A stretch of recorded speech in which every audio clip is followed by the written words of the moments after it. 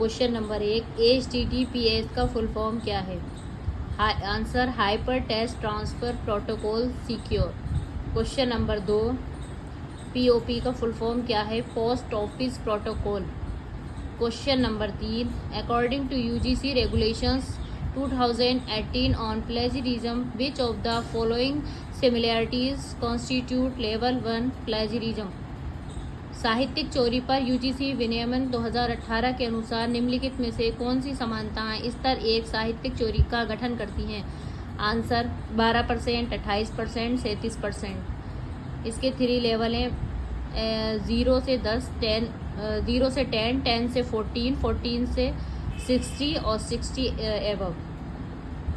Question number 4, credit earned by a student and stored an academic bank of credit after the date of earning such credits will have validity up to a maximum of। एक छात्र द्वारा अर्जित credit और academic bank of credit में संग्रहित ऐसे credit अर्जित करने की तारीख के बाद अधिकतम वैधता होगी।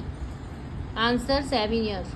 Question number 5, are drawing that charts the relationship among ideas is known as. वे आरेखन जो प्रत्ययों के बीच संबंधों की रूपरेखा तैयार करता है कहलाता है? आंसर कॉन्सेप्ट मैप, संप्रत्याय मानचित्र, कॉन्सेप्ट मैप।